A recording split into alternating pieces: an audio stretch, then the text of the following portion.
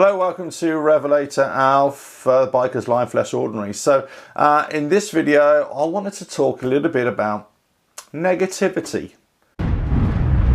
RevelatorAlf. Why are people so negative, or why is the potential for people to be so negative online? Now, luckily, I don't come up against so much of that myself, or personally, whether online or on YouTube.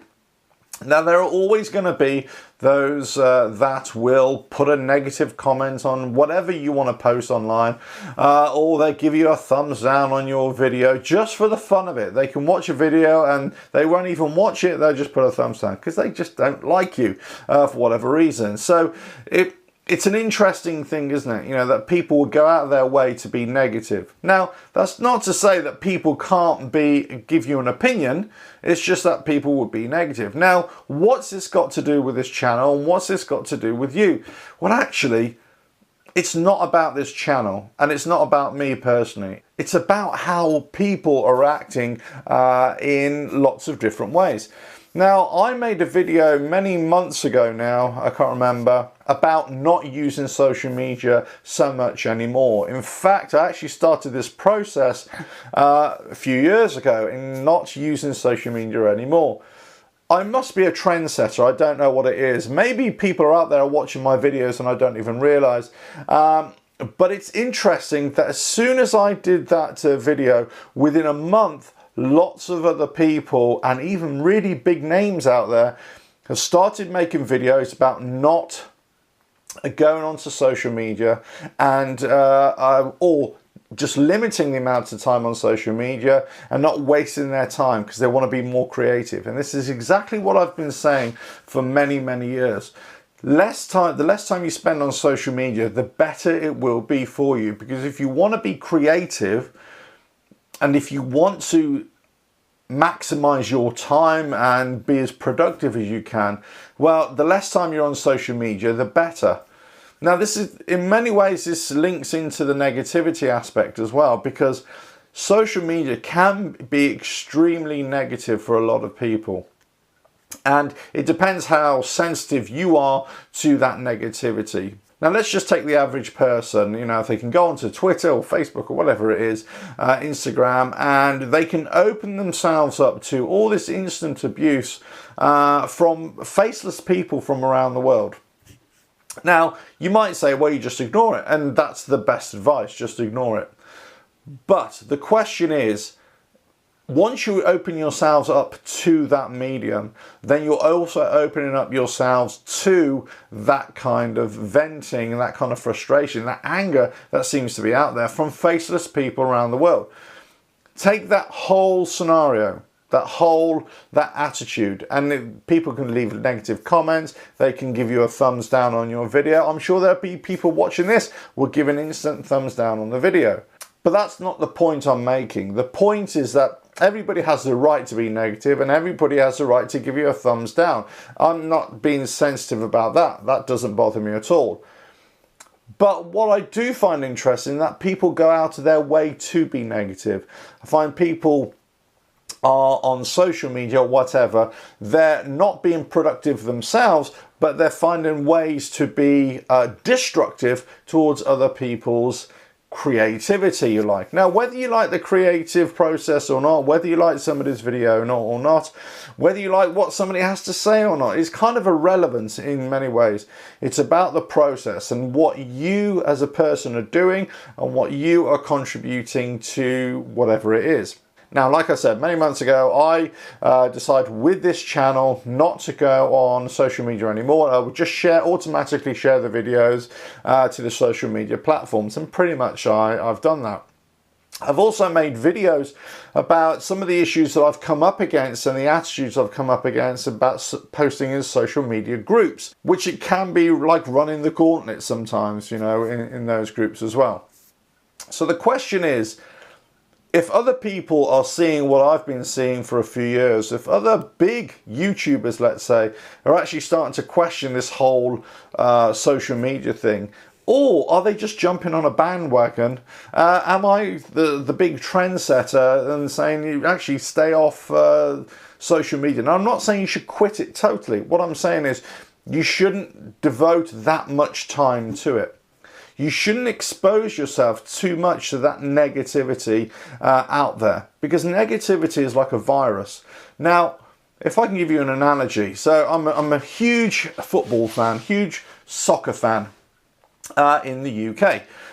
So my team is West Ham United. Now, this applies to all football fans and all teams around the globe. If you go onto the football fan groups, football team groups, so chat groups, that kind of thing, there can be a very negative vibe within those groups or within certain sections of the fan base. Now, you can have certain people, let's say, certain accounts that will start posting really negative things.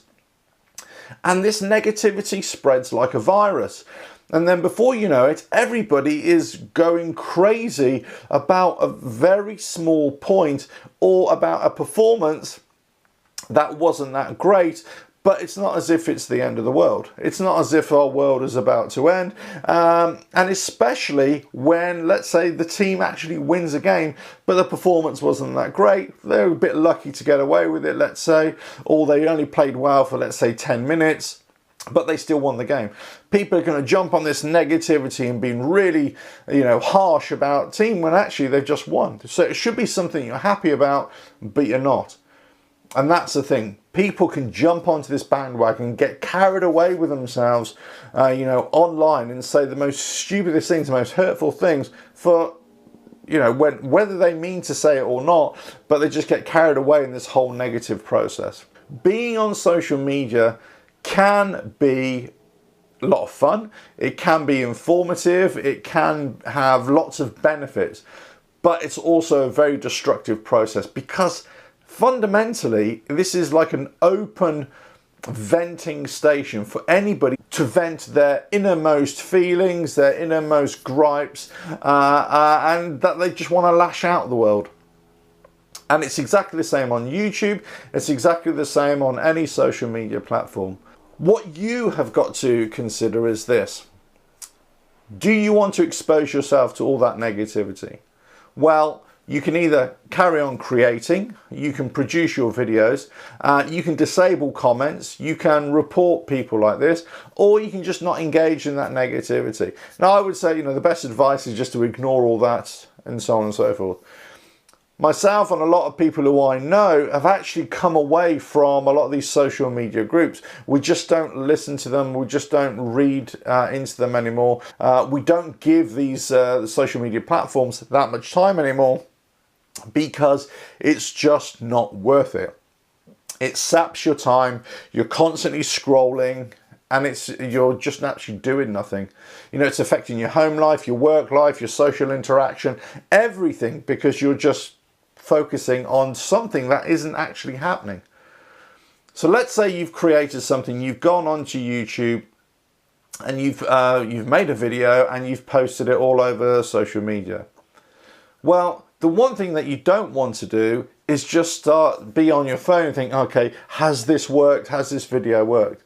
Just post it on there and let it do what it wants to do. Post it again. Let it do once. If people make a comment, that's great. You can check your comments once a day or once every couple of days and see how that works. But if you're a really big YouTuber or a big social media person, let's say you've got a lot of fan base, then actually, you can't reply to every single person. It's just not going to work. You haven't got the time to do that. Big companies and celebrities and things like that, they actually employ people to cover their social media for them. So let's not be under any illusion that that individual person who's really big is doing all their social media, because it's not happening. It's not happening. They might do a little bit of it, but then there's no way one person can still be creative and manage that whole process. So, the whole point of this video really is to examine why people are negative. Examine the whole process of, this negative process. Why do people do it? But actually, you can just be a bit more simplistic about that and say, well, you know that on social media, people are going to be ultra negative for no other reason that they want to be negative. So just ignore it and just come off social media, and just, just don't waste your life just constantly being on it. If you want to produce content, be creative, then go for it. Anyway, I hope you found this useful, and I'll catch you on the next video, whenever that is. Cheers. RevelatorAlf.